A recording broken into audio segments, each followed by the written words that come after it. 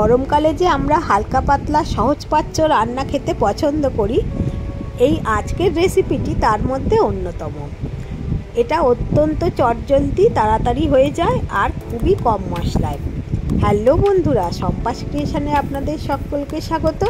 আজকে আমি তৈরি করছি আলু আর পটল দিয়ে খুবই কম মশলায় একটা সুস্বাদু রসা। এটা ভাত, রুটি, লুচি সব কিছুর সাথেই খেতে পারা যায়।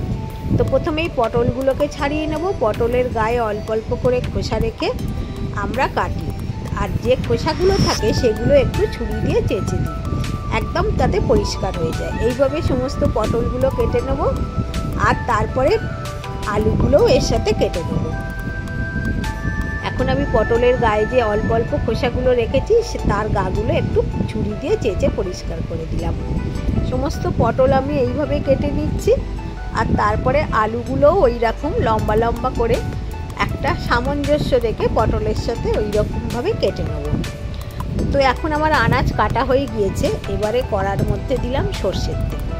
সর্ষের তেলের মধ্যে প্রথমে দেবো হিং ফোড়ন, তারপরে 5 ফোড়ন, তারপরে দেবো একটা শুকনো লঙ্কা। ফোড়নটা একটু নেড়ে নেব।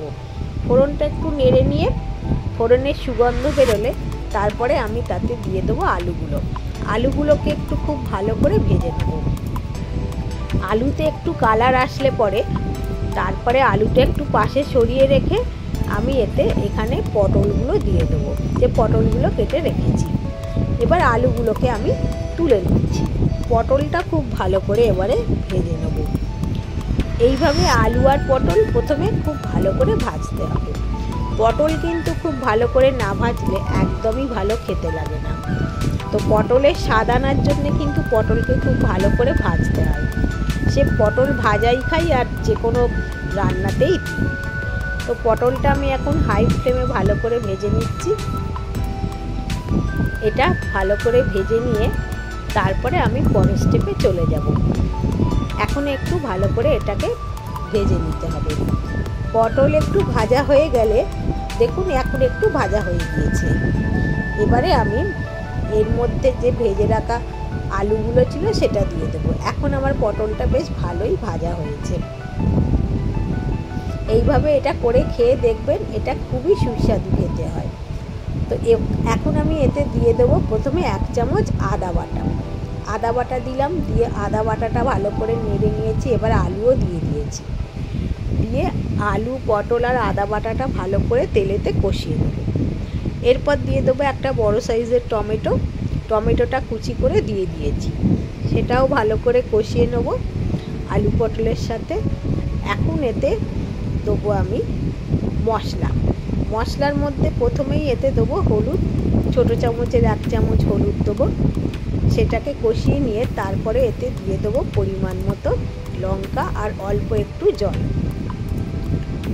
এখানে আপনারা ঝালটা যেরকম খান সেরকমই দেবেন। তো এখন প্রথমে অল্প জল দিয়ে এটা ভালো করে কষিয়ে নেব। তারপরে দিলাম 1 চামচ পরিমাণ মতো নুন, দিয়ে আবারও একটু নেড়ে নেব। এবারে এটা সিদ্ধ করার জন্যে এখন এতে জল দেবো।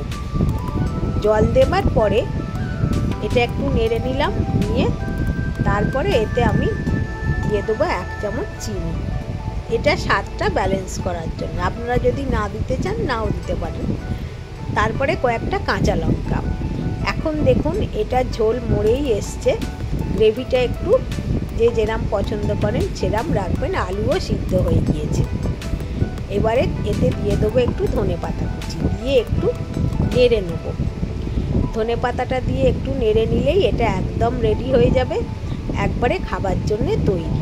এখন আমি গ্যাস বন্ধ করে দিলাম। এটা এবার সার্ভ করে দেবো। বন্ধুরা, আপনাদের যদি আমার এই রেসিপিটি ভালো লাগে, পছন্দ হয়, তাহলে অবশ্যই আমার চ্যানেলটিকে সাবস্ক্রাইব করার অনুরোধ করবো। একটা লাইক আর কমেন্ট করে দিলে ভালো লাগবে। বেল আইকনটা প্রেস করে দিলে আমার আপলোড করা সমস্ত ভিডিওর নোটিফিকেশান আপনারা পেয়ে যাবেন। তাহলে আজকের মতো বিদায় বন্ধুরা। সকলে ভালো থাকবেন, সুস্থ থাকবেন।